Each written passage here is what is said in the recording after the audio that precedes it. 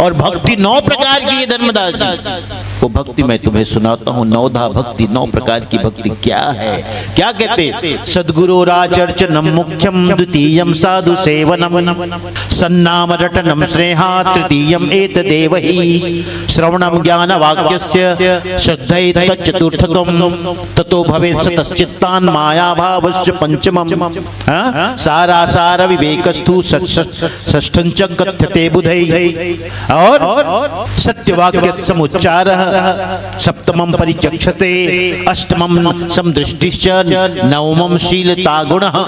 9 प्रकार की भक्ति बताई साहब। अब बारी बारी से सुनो इसे।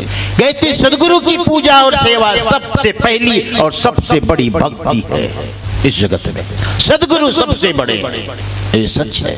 जिस सुप्रीम पावर, जिस सुप्रीम सत्ता की मैं बात कहता था, वो यदि कभी आकार रूप में आते इस जगत में तो और किसी रूप में नहीं आते, गुरु के रूप में आते। और प्रमाण है इसका।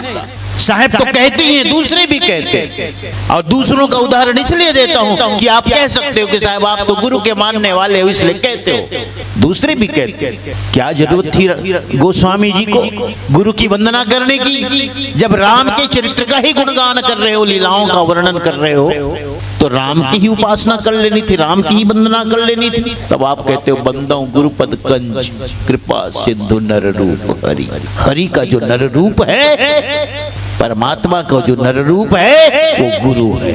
दूसरा विचार करिए। फिर वही गोस्वामी जी आगे भी कहते, गुरु बिना भाव निधि तरह न कोई, जो विरंच शंकर सम होई। सीधा गिन दिया सबको, तीनों को गिन दिया, ब्रह्मा विष्णु महेश सबको गिन दिया। गुरु के बिना भी इनकी भी मुक्ति नहीं। अब ये बंधन में है, बताइए।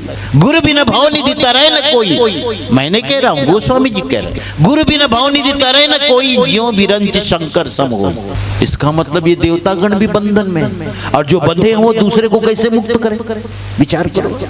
अरे जो निर्बंध होगा वही तो दूसरे को बंधन से मुक्त करेगा। जो बंधे हो कैसे मुक्त करेगा? विचार करो। सुबह भी मैं कहता, दो आपस में बहने वाले कहे भैया ते मोला बचा ले, मैं ते मोला बचा ले, दूसरा झंडा पूरा थे और बुहा थे और बुहा थे, कौन कोला बचाई? किनारे में खड़े रहे, हाथ देवे तब खींचबे तो बची। तो किनारे में जो खड़ा है वही गुरु है, उसी का नाम गुरु है। प्यारे अंशनों, उन्हीं को हम कहते हैं गुरु, जो किनारे खड़ा है। जो दो व्यक्ति दलदल में हैं और डूब रहे हैं, धंसते जा रहे हैं, धंसते जा रहे हैं, कैसे बचाएंगे? किनारे खड़ा होगा वही बचा सकता है, वही खींच सकता है। गुरु वही होता है जो किनारे है।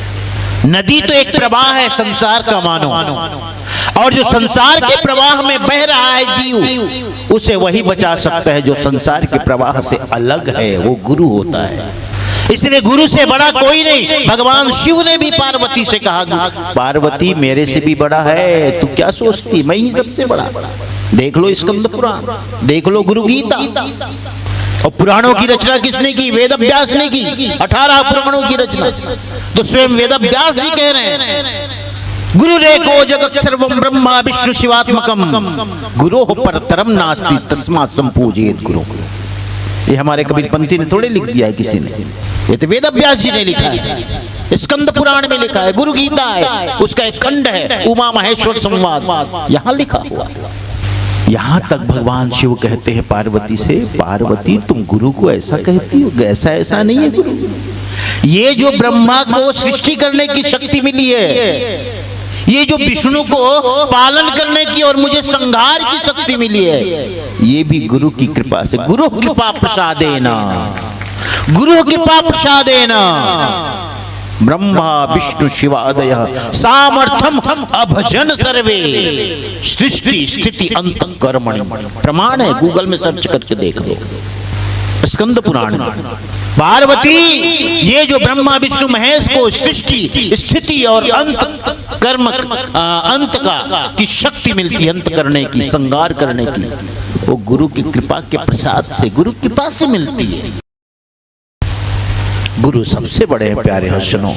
सदगुरु कबीर साहब ने तो स्पष्ट कहा, धर्मदास साहब, आदि नामनि अक्षर अखिल पति कारणम सो प्रगटे। स्पष्ट रूप समझाने की जरूरत है इसमें, बताओ। सो प्रगटे गुरु रूप हंस उबारण, वही आदि नाम, वही निरक्षर नाम, क्षर अक्षर से परे निरक्षर। चार राम की बात साहब ने कही है। एक राम दशरथ घर डोले, एक राम घट घट में बोले, एक राम का सकल पसारा, एक राम है सबसे न्यारा। वही सबसे न्यारा है, वही निरक्षर पुरुष है। दशरथ घर डोले उसको सब जान रहे हैं, जिनके अभी हमने जन्मतिथि मनाई, रामनवमी मनाई, और जो सबके अंदर है वो भी आप जानते हो। वही है तब तो तुम सुन रहे हो, वही है तब तो मैं बोल रहा हूं।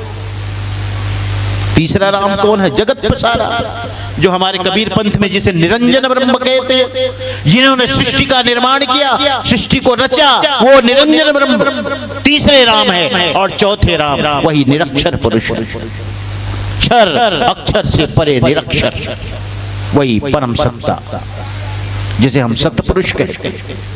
प्यारे हंसनो, तो गुरु कृपा प्रसादेना, ये सब गुरु की कृपा से, यानी वही परम सत्ता गुरु के रूप में आते हैं, जिसे साहब ने कहा आदि नाम निअक्षर।